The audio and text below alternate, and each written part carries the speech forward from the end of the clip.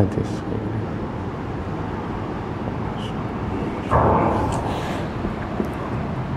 Baik, kita sambung beberapa minit lagi insya-Allah.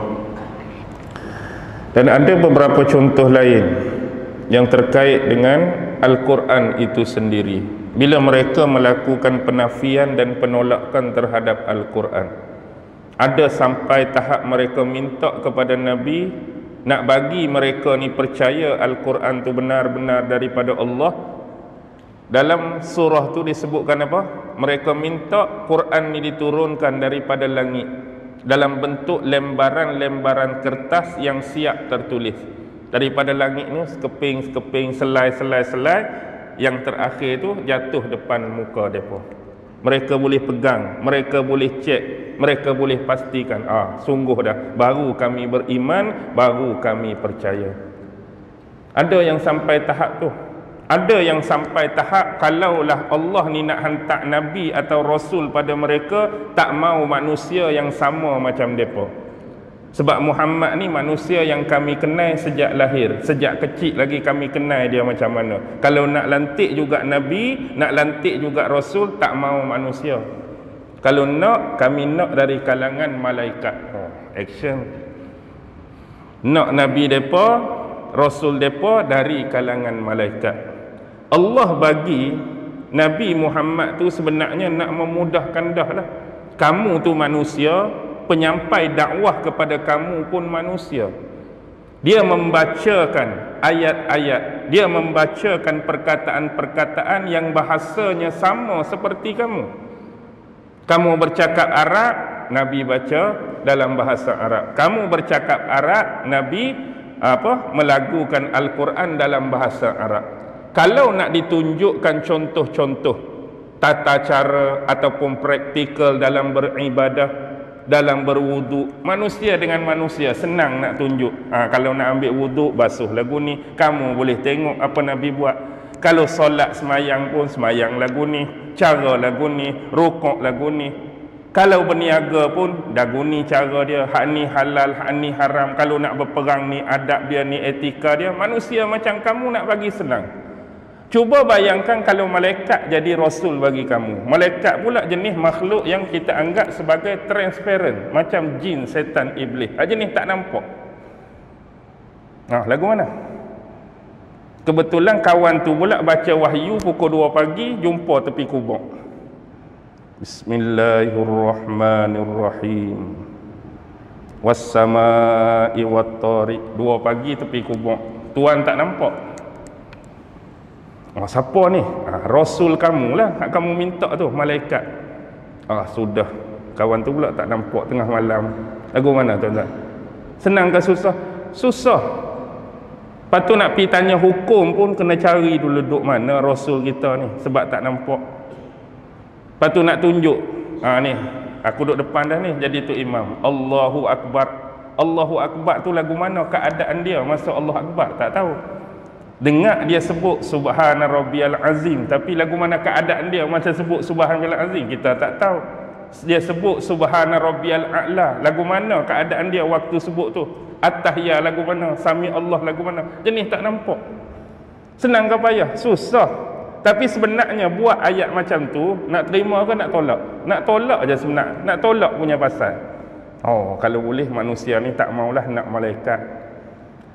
Dan kalaulah jenis tak nampak, ada tak campur tangan iblis dan syaitan boleh putar belik, manipulasi? Boleh. Sorang saja.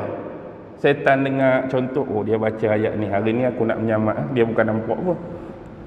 Ni wahyu baru untuk kamu. Bismillahirrahmanirrahim. Baca ayat hak mengarut, hak dia reka sendiri. Ni wahyu kami baru terima. Semalam wahyu lain. Padahal hak yang kedua tu bukan daripada malaikat Rasul dah, tapi mungkin daripada jin, mungkin iblis, mungkin setan. Sorang saja. Banyaklah syubhah-syubhah mungkin boleh timbul. Sampai ada yang kata, kerana nak tolak punya pasal. Kalaulah langit ni terbelah, langit terbelah, turun tangga daripada langit, turun 2 malaikat melalui tangga tu, dan malaikat tu mengkhabarkan dan mengesahkan. Kalau ditanya, sungguh ke, betul ke Muhammad tu adalah Rasul daripada Allah? Langit terbelah, turun tangga, malaikat turun, Kalau malaikat mengesah pun, sungguh betul Muhammad tu adalah Rasul Allah yang benar. Aku tak percaya lagi. Benda tu tak berlaku, tapi nak habaq dia sendiri imagine benda tu kalau jadi lagu tu pun aku tak percaya lagi. Nak habaq tolak punya pasal. Dan dia akan banyaklah rentetan sejarah hidup Nabi ni sampai kepada yang mereka muktamadkan. Apa dia sebenarnya? Peristiwa yang berlaku pada hari Sabtu akhir bulan Safar tahun ke-13 kenabian Nabi Muhammad sallallahu alaihi wasallam. Bila sebut tahun ke-13, Nabi duduk Mekah berapa tahun? Waktu Nabi berdakwah 13 tahun lah. Maksudnya hujung-hujung dia tu. Akhir bulan Safar Nabi berhijrah Rabiul Awal. Nak cerita hari Sabtu akhir bulan Safar tahun ke-13 tu adalah meeting rahsia mereka. Perancangan dan tipu daya mereka yang jahat terhadap Nabi Muhammad yang berlaku di Darun Nadwah. Di sinilah mereka bermesyuarat secara rahsia yang dianggotai hampir 100 orang yang dijemput oleh Abu Jahal, 1, 2 atau 3 daripada keseluruhan suku-suku dan kabilah-kabilah yang berada di lembah Mekah. Panggil semua wakil-wakil yang paling dipercayai di kalangan mereka. Sebab mesyuarat ni penting, mesyuarat ni rahsia. Tak boleh pecah sebelum mesyuarat, tak boleh pecah dalam mesyuarat, dan tak boleh pecah selepas mesyuarat pun. Hantar hak sungguh-sungguh yang boleh dipercayai dari suku dan kabilah kamu. Hanya 2 yang dikecualikan, yang ada hubungan dengan Nabi. Geng Bani Hashim tak dijemput, geng Bani Muttalib tak dijemput. Cuma adalah seorang, iaitu pak saudara Nabi, walaupun dia Bani Hashim, walaupun dia Bani Muttalib, iaitu Abu Lahab. Itu pun bukan sebab atas dasar nama Bani Hashim, nama Bani Muttalib, atas dasar kawan rapat mereka. Jadi lebih kurang mesyuarat yang mereka mesyuarat tu, banyaklah agenda-agenda yang mereka buat sampai kepada muktamad nak bunuh Nabi tu. Kalau tuan-tuan baca kitab-kitab sirah ni berbelah-belah sebelum sampai kepada hak terakhir tu, ada mereka berpandangan kita ni kalau jumpa Muhammad di jalan-jalan atau lorong-lorong hak sunyi tak ada orang, kita tangkap dia, kita belasah dia sampai mati, kemudian kita buang kat mana-mana. Tak boleh, lain. Kita tangkap dia, kita penjarakan dia. Waktu duduk dalam penjara, jangan bagi makan, jangan bagi minum sampai habis, tamat riwayat dia. Tak boleh, lain. Kita tangkap dia, kita ikat dia, kita masuk dalam kotak macam keranda kau mungkin, jangan bagi makan, jangan bagi minum sehingga dia tak boleh bernafas, lemas dalam tu sampai mati. Tak boleh. Banyak. Sampailah akhir sekali kita kepung rumah Muhammad dengan keanggotaan hampir 50 orang pemuda yang gagah, yang berani, yang berwatak pendekar ni, dengan pedang terhunus di tangan masing-masing. Muhammad keluar saja daripada rumah dia, 50 orang ni akan serbu dan menghabiskan, menamatkan riwayat Muhammad. Itu hak mereka muktamadkan. Jadi cuba tuan-tuan bayang, ni adalah perancangan, ni adalah tipu daya yang jahat. Tapi kalaulah Allah tidak mengutuskan Jibril menyampaikan berita ni pada Nabi, Nabi tahu tak mereka nak buat jahat kat Nabi? Nabi tak akan tahu pun. Tapi Nabi jadi tahu sebab apa? Allah mengutuskan, Allah hantar Jibril, habaq. Mereka ni buat macam ni. Tuan-tuan boleh rujuk surah Al-Anfal ayat 30. Wa idh yamkuru bikal ladzina kafaru liyusbituka aw liyuqtiluka tu. Situ Allah guna kalimah apa? Makar. Allah guna kalimah makar. Wa idh yamkuru, perancangan depa. Sama ada liyusbituka, dia nak tangkap, dia nak gari kamu ataupun nak bunuh kamu. Hak mereka dak sebut dalam mesyuarat tu disimpulkan dalam ayat Al-Anfal 30 tu. Jadi Nabi bagi tahu, jadi Nabi dapat tahu. Jadi Jibril berpesan kepada Nabi apa? Jangan kamu tidur pada malam ini di tempat tidur yang biasa kamu tidur padanya. Jadi ringkas cerita, tengah hari itu Rasulullah pergi bagi tahu kepada sahabat baik dia Abu Bakar bahawa Rasulullah bahawa Allah Subhanahu wa taala dah mengizinkan untuk baginda berhijrah. Sebelum tu Rasulullah lepas apa? Rasulullah lepas sahabat-sahabat dulu. Nah, sahabatnya itulah pemimpin yang amanah, pemimpin yang bertanggungjawab. Kalau tak amanah, siapa yang lepas dulu? Dia dulu. Hak belakang ikut pi dia, kena tawan ke, terlekat ke, kena sekat ke. Tapi dia suruh sahabat dia pergi dulu. Nak pastikan sahabat-sahabat tu lepas, dia antara yang terakhir. Bukan terakhir betul lah. Nanti Saidina Ali akan bawa isteri dan ahli keluarga hak lain. Tapi kira hak paling lah dah tu. Supaya sahabat-sahabat ni selamat. Dan nak habaq amanahnya Nabi ni, dia pesan kat Saidina Ali, barang-barang yang diamanahkan pada baginda, nanti sampai masa bagi balik kat tuan dia. Itu istimewanya Nabi. Walaupun musyrikin Mekah tuduh dia pembohong, penipu, pendusta, time mereka nak pi berjalan jauh, mereka tak bawa barang-barang berharga mereka. Takut kena rompak, takut kena samun. Tapi sebelum mereka pi, mereka amanahkan pada siapa? Barang mereka di Mekah. Mereka cari Nabi juga. Tuan-tuan rasa orang ni nak kata lagu mana ni? Hak hari biasa, Muhammad penipu, Muhammad pembohong, Muhammad pendusta. Time mereka nak pergi jalan jauh, ni tak boleh ni, barang aku hak mahal. Tengah jalan kena sambung dan rompok, cari Muhammad, aku amanahkan, aku titipkan barang ni, kamu jaga. Nanti aku balik, aku ambil balik. Dia pergi cari kawan hak dia kata pembohong tu lah, hak dia kata penipu tu lah. Jadi sebab ada lagi barang-barang yang tersisa dengan Nabi, sebab Nabi nak berhijrah ni, pesan ke Ali, nanti bagi balik. Ni hak ni tuan dia, ni tuan dia, ni bagi balik. Amanah lah tu. Kalau kita ni emas 3 ketul ni, alang-alang aku bawa hijrah sekali Madinah lah. Kalau kata tak ada amanah, ni geran-geran tanah ni penting ni, 14 ekar ni, 60 ekar ni, berdaya kat aku lah. Tak ada. Jadi akhirnya secara ringkas, pasal apa kena ada 50 orang ni?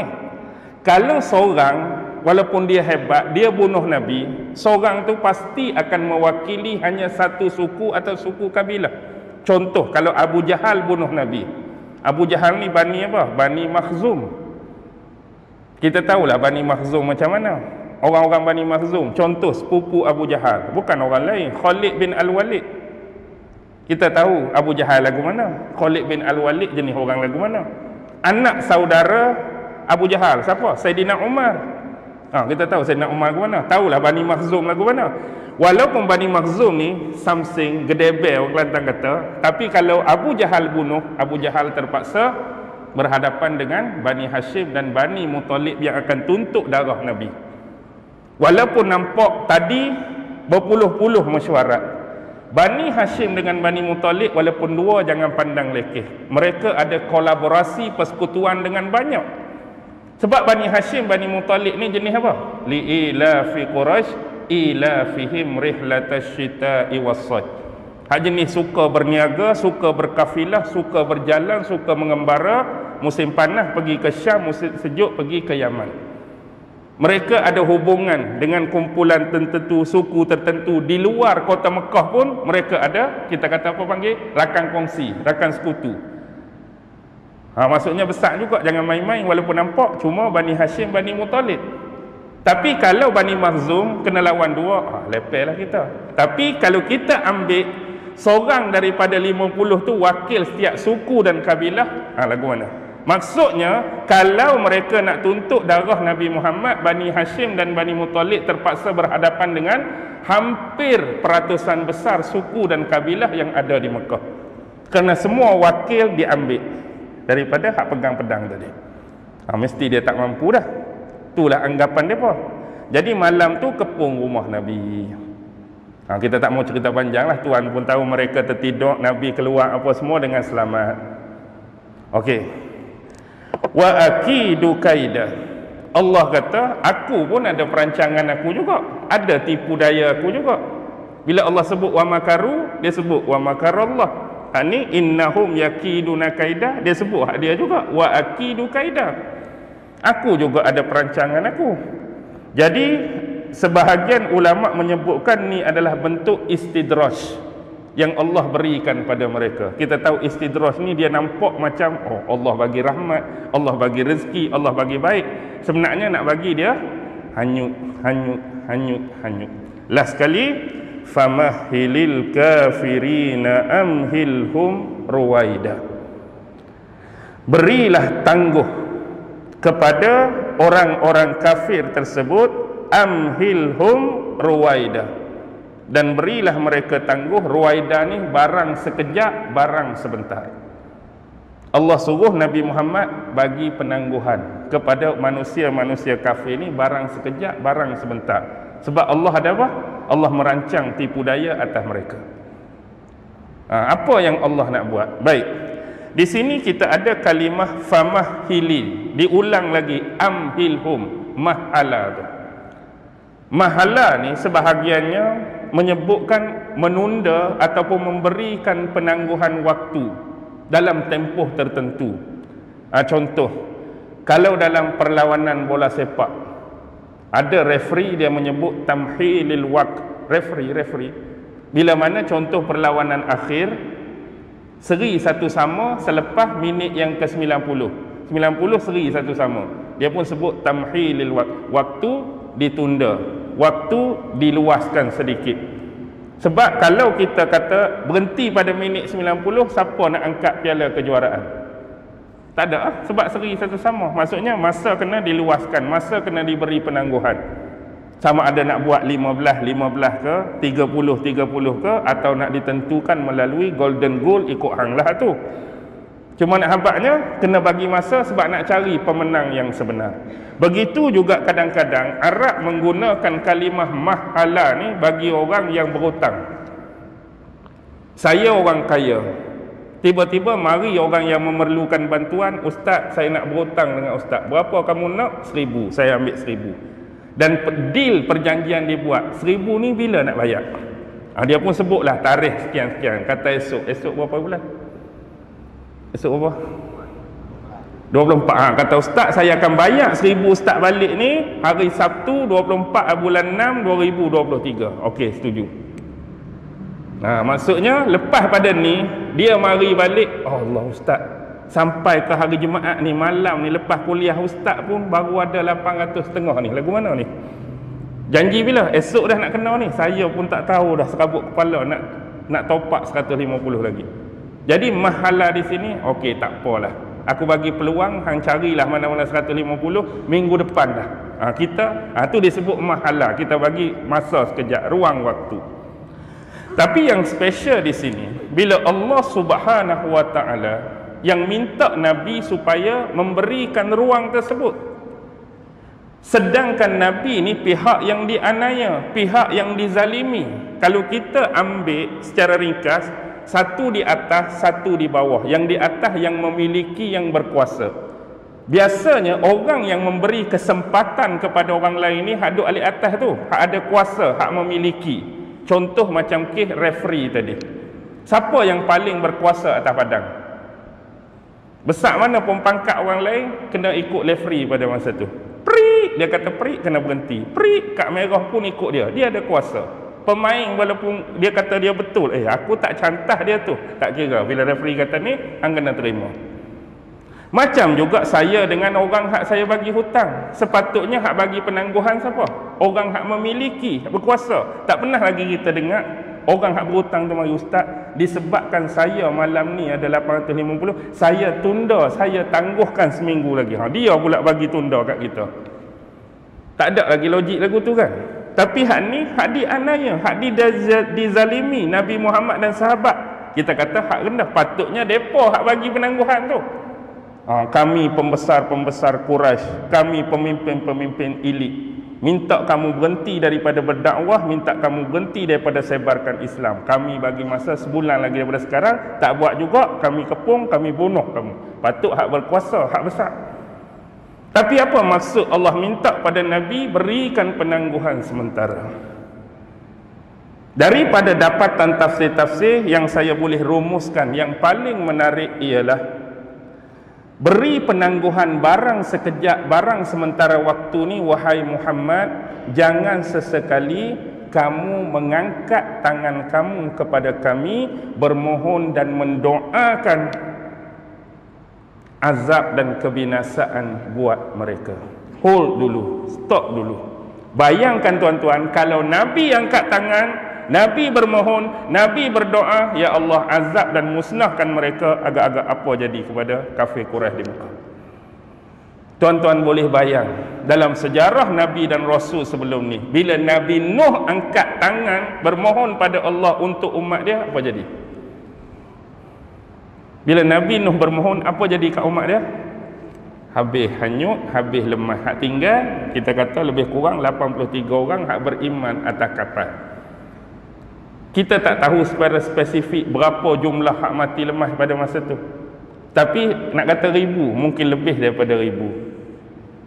Tapi hak selamat 83 bila Nabi Nuh angkat minta dengan Allah. Bila Nabi Hud angkat tangan minta dengan Allah, apa jadi dekat umat dia? Hak mengagungkan materialism tu.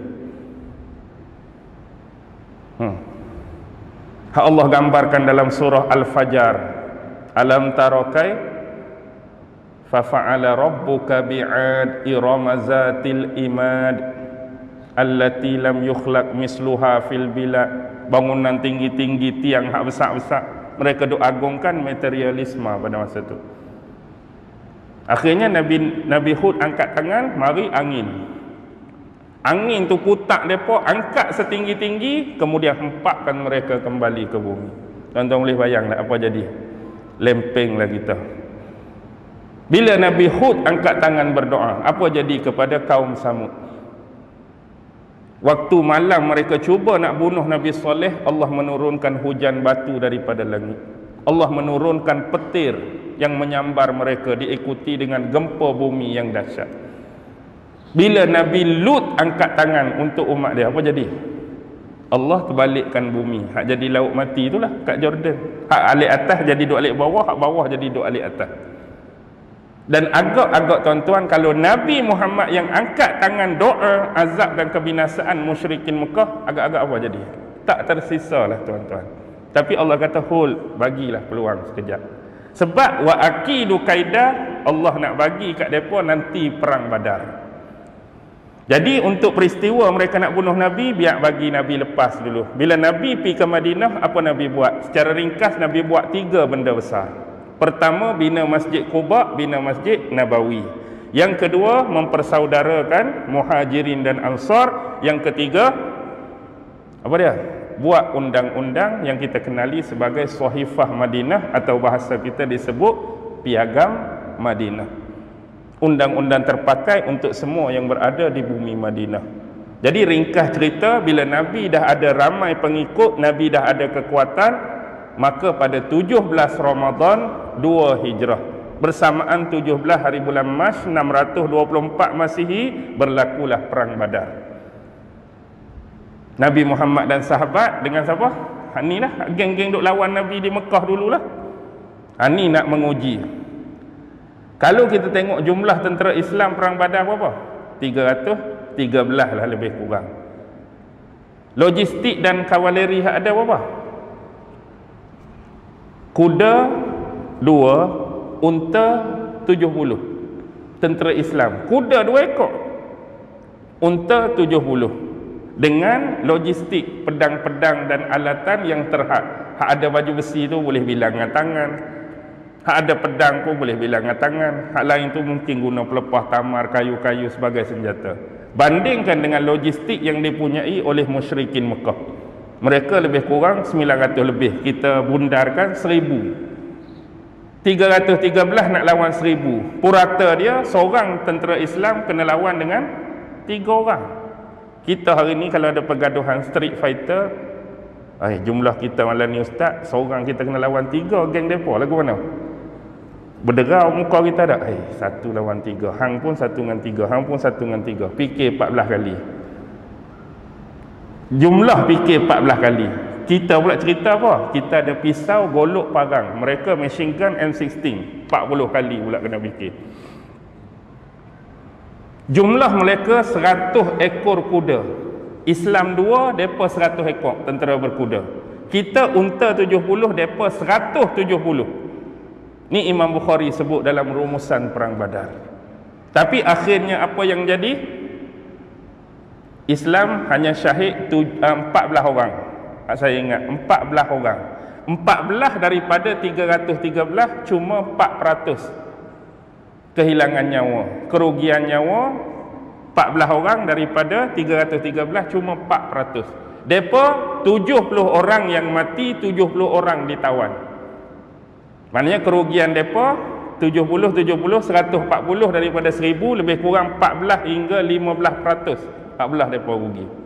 70 hak mati tu biasanya pemimpin mereka hak kokoh. Hak itulah Allah dia tunggu pun. Abu Jahal mampus. Umayyah bin Khalaf hak duk seksa Bilal tu.